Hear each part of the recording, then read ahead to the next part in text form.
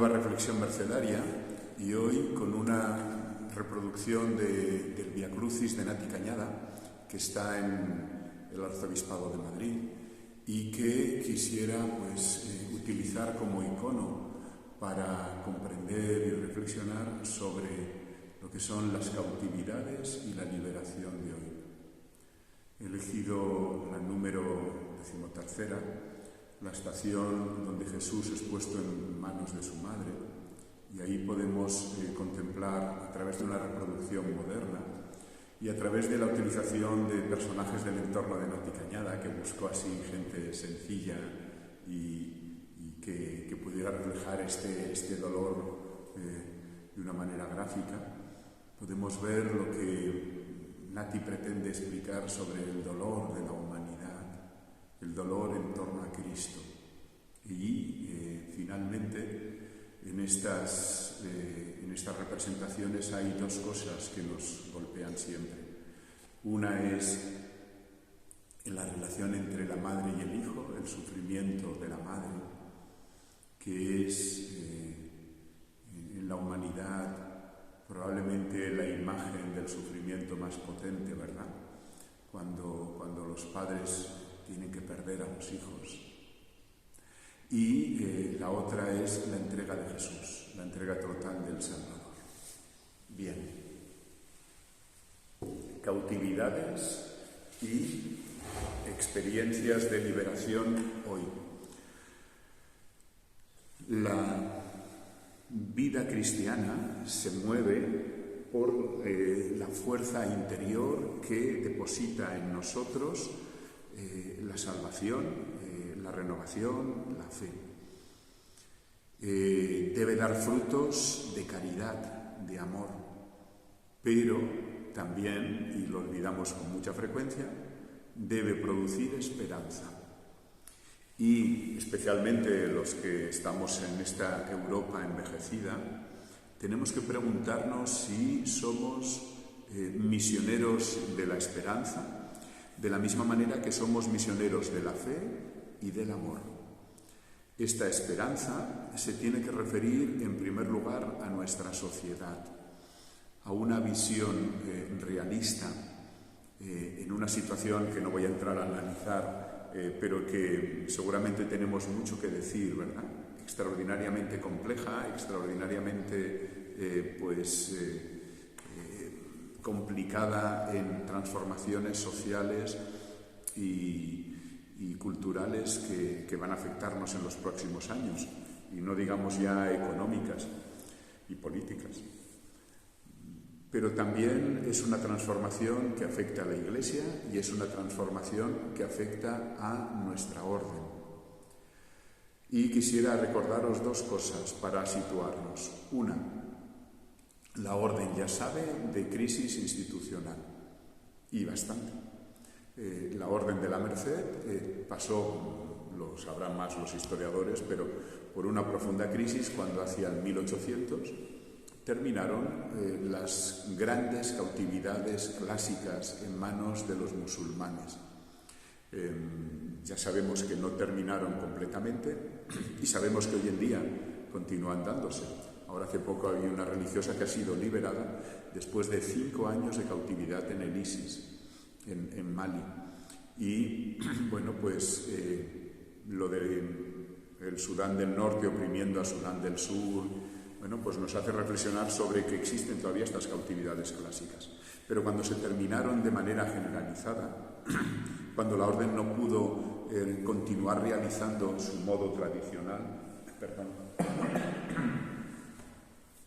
pues tuvo que plantearse qué es lo que tenía que hacer. Y según yo pude estudiar, pues hubo una crisis y hubo gente que dijo, pues quizás los mercedarios no tenéis sentido ya. Quizás los mercedarios habéis cumplido vuestra misión y, como tantas otras congregaciones a lo largo de la historia, pues van disminuyendo hasta desaparecer. Y son muchas las congregaciones que han terminado. Nosotros, a lo largo de una renovación, de la cual nos quedan testigos y de la cual algunos de vosotros fuisteis protagonistas, pues a lo largo de una profunda renovación se ha llegado a establecer que las nuevas formas de cautividad de una manera analógica y de una manera abierta, son el campo propio de acción de la merced. Nuevas formas de cautividad que no son unívocas, que no es una en toda la sociedad, ni en todas las sociedades, y que continúan siendo fuerzas sociales que oprimen al hombre, que le quitan su dignidad cristiana, que vienen en última instancia del pecado y que ofrecen la posibilidad de visitar y liberar para poder dar esta experiencia de renovación, de retorno a la libertad. La Gaudium et Spes va a ser nuestro punto de referencia. Os invito a buscar el Vaticano II, que tendremos seguramente en la comunidad un poco empolvado. Os invito a buscar, si no en Internet, pues este magnífico documento sobre la Iglesia y el mundo moderno.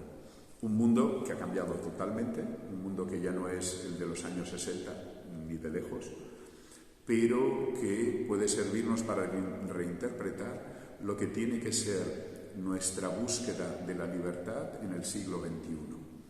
En el número 4, os lo pasaré también en una de estas hojitas, pues en el número 4 dice que nunca el género humano tuvo a su disposición tantas riquezas, tantas posibilidades, tanto poder económico, y nunca ha tenido el hombre un sentido tan agudo de su libertad, y entre tanto surgen nuevas formas de esclavitud social y psicológica, las nuevas formas de cautividad.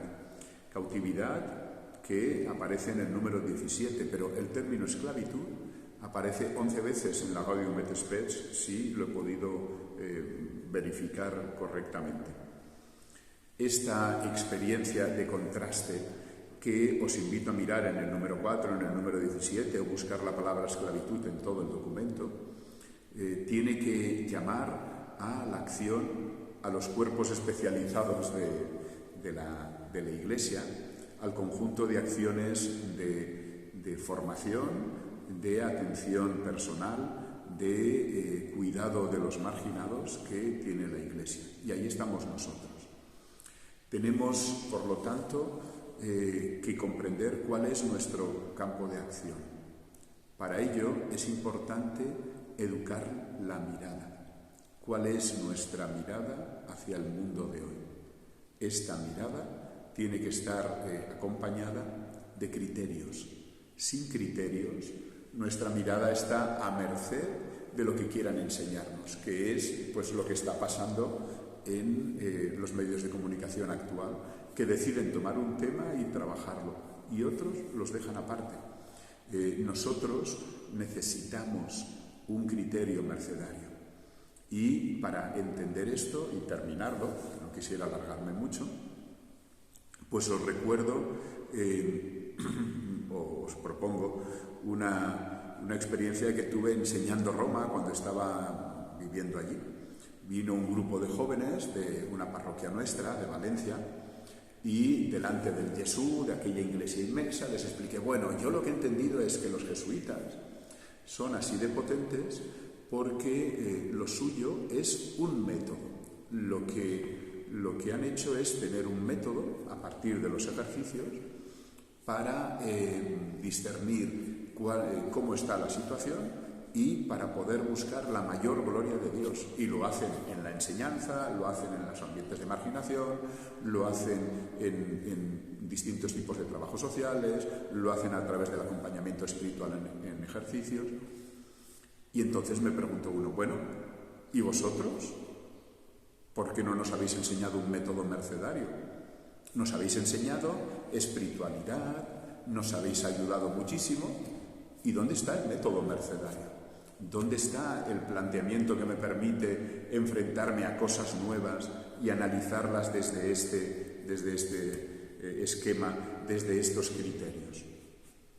Y la verdad es que descubrimos que no dábamos un método mercedario, que hablamos de libertad, de liberación, que nos ven comprometidos en diversas formas de cautividad moderna, analógica, pero no nos sienten analizando y actuando frente a las nuevas formas que hoy en el siglo XXI aparecen.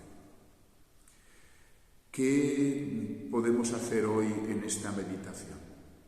Primero, examinar en nuestra conciencia qué es lo que hoy en día nos duele, qué es lo que hoy en día nos mueve a caridad y a compromiso, qué es lo que hoy en día se enfrenta a nuestra esperanza y nos obliga a decir: esto hay que renovarlo y cambiarlo.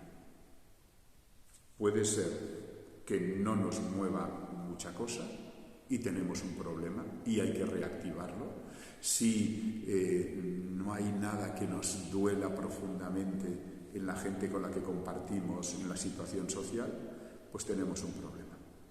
Puede ser que el problema sea que lo que nos mueve es lo que los medios de comunicación han decidido y que tenga yo encendidas discusiones sobre temas políticos y análisis sociales que los tiene todo el mundo. Y eso puede ser que hayamos descubierto los grandes problemas juntos, o puede ser que yo esté siendo víctima del marketing ideológico de partidos políticos, de líneas de actuación, de intereses sociales o de agendas que corren por ahí.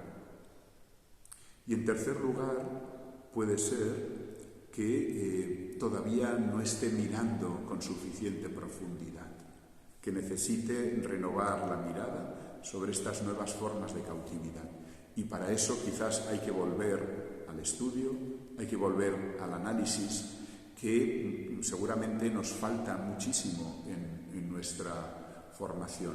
Análisis económico, análisis sociocultural, formación en historia.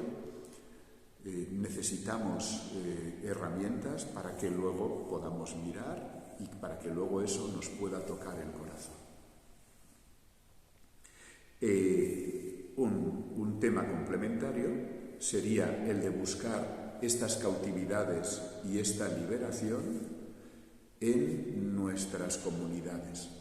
Una vez un religioso que estaba destinado a una nueva casa, nos reunimos para una ordenación, llevaban una semana en esa casa nueva y se quejaba de que como la casa era nueva y además estaban viviendo fuera de lo que sería luego la parroquia, pues no los conocía nadie en el barrio y dice: pues en toda la semana no he visto un pobre. Y yo me quedé pensando y dije: ¿no ha visto un pobre? ¿Será que no se ha reunido con nadie de su comunidad porque está muy ocupado? Porque si se reúne con alguien de su comunidad, ha visto un pobre. Si se reúne con alguien para rezar laudes y vísperas, está rezando con gente pobre. ¿Cuántas veces dirigimos la vista hacia afuera y nos olvidamos de la pobreza y la cautividad, del ejercicio de la liberación en nuestras casas? ¿Qué es lo que nos despierta la mirada sobre nuestra realidad? ¿Qué es lo que nos despierta la mirada sobre nuestra experiencia y vivencia de la fraternidad? Somos una fraternidad profundamente liberada. Y además de esto, os planteo la libertad personal y la cautividad personal. ¿De qué cosas he estado pensando últimamente que debo liberarme? ¿Qué cosas he pensado últimamente que debo cambiar? Es importante comprender que los ejercicios espirituales no son para hacer propósitos. Pero si yo, por ejemplo, llevo un tiempo, temas personales, pues muy pendiente de mi salud y consciente de que tengo que adelgazar, pues allí tengo un problema no solo de salud, sino que yo estoy reconociendo que tengo un problema de que la ansiedad y el desorden que llevo pues me lleva a machacar mi salud. Y eso es una cautividad. Cautividad pequeña, sí, pero es una cautividad. Y a lo mejor tengo esas mismas cautividades en la manera de trabajar, donde llevo tiempo diciendo que soy desordenado o donde no estoy siendo eficaz. Tengo también alguna cautividad, por ejemplo, pues en la relación con la gente, donde a lo mejor con frecuencia, a lo mejor no, a lo peor, con frecuencia se me escapa el mal genio y el enfado, y antes no se me escapaba. he podido cambiar? No. Falta de libertad. ¿Dónde están mis cautividades hoy? ¿Qué es lo que yo tengo que renovar hoy? ¿Qué tema os propongo? Pues mirad, hay un texto bellísimo en la carta a los Filipenses, capítulo 2, donde Pablo interrumpe el discurso habitual para suplicarles algo. Y fijaros con qué potencia lo suplica. Así pues, os conjuro en virtud de toda exhortación en Cristo, de toda persuasión de amor, de toda comunión en el Espíritu, de toda entrañable compasión, que colméis mi alegría. Qué exhortación tan potente. ¿Qué es lo que les tiene que pedir? Pues les tiene que pedir siendo todos de un mismo sentir, con un mismo amor, un mismo espíritu, unos mismos sentimientos. Nada hagáis por rivalidad ni por vanagloria, sino con humildad, considerando cada cual a los demás como superiores a sí mismo. Esto lo solían poner en las reuniones de superiores cuando yo era joven. Buscando cada cual no su propio interés, sino el de los demás. Y termina diciendo, tened entre vosotros los mismos sentimientos que Cristo, el cual, siendo de condición divina, no retuvo avidamente el ser igual a Dios, sino que se despojó de sí mismo, y empieza el tema de la kenosis. Filipenses 2, del 1 al 11. Os invito a que hoy trabajemos un poco esta carta, este texto en particular, y todos los textos, y que comprendamos cómo la entrega por amor de Jesús implica a los que lo rodean y nos hace experimentar cuál es la fuerza que libera a cambio de la entrega de nuestra vida. Alegremente dispuestos a dar la vida, si menester lo fuera, por dar la libertad a aquellos que están en cautividad. Chao.